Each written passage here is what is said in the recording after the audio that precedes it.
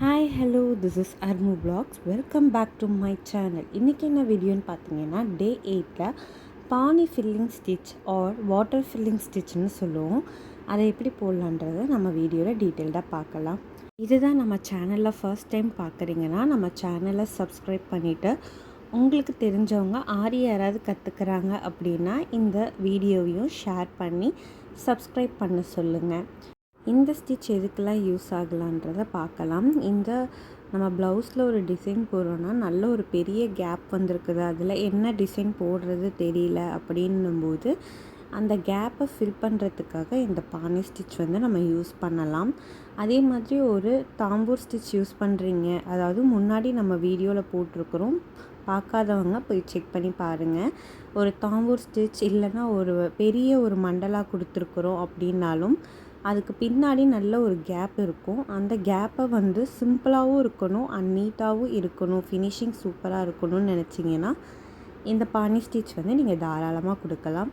இது வெறும் ஸ்டிச்சு தான், அதாவது த்ரெட்டில் யூஸ் பண்ணி போடுற ஒரு ஸ்டிச் தான். இது இல்லாமல் நீங்கள் பீட்ஸும் ஆட் பண்ணிக்கலாம். நடுவில் பீட்ஸை வச்சு கொடுத்தீங்கன்னா இன்னும் சூப்பராக இருக்கும்.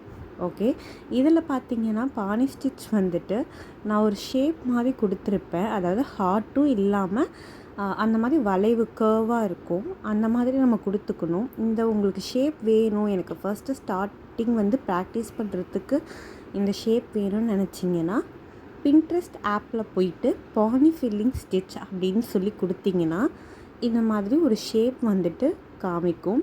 அதை டவுன்லோட் பண்ணி பேப்பர் காப்பி ஆப்பில் நீங்கள் கொடுத்து அதை நீங்கள் ட்ரேஸ் அவுட் பண்ணி அதுக்கப்புறம் நீங்கள் ப்ராக்டிஸ் பண்ணிக்கலாம்.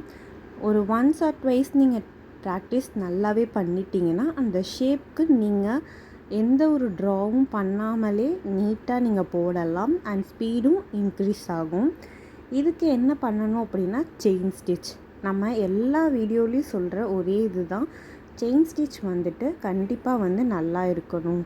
அழகாக போட கற்றுக்கிட்டிங்கன்னா எல்லா ஸ்டிச்சும் ஈஸியாக வரும் அப்படின்றது தான் நம்மளோட எல்லா வீடியோலையும் சொல்லியிருப்போம்.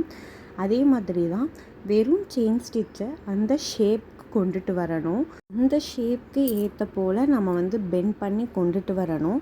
வெறும் செயின் ஸ்டிச் சின்னதாக போடணும், ரொம்ப பெருசாகவும் போடக்கூடாது, பார்க்குறதுக்கு நல்லா இருக்காது.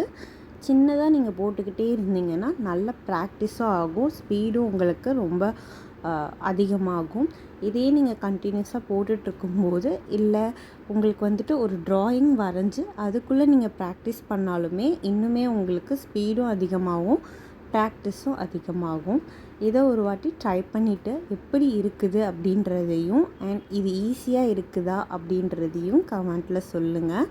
இது கொஞ்சம் முக்கியமான ஸ்டிச் தான் சொல்லலாம். ஏன்னா நிறையா ப்ரைடல் ப்ளவுஸ்லலாம் இதை யூஸ் பண்ணுவாங்க. ஸோ நீங்கள் இதை கற்றுக்கிறது மேண்டட்ரின்ற மாதிரி தான் நான் சொல்லுவேன். அண்ட் இதிலே நீங்கள் பீட்ஸோ கட் பீட்ஸோ வச்சு பண்ணிங்கனாலுமே சூப்பராக இருக்கும்.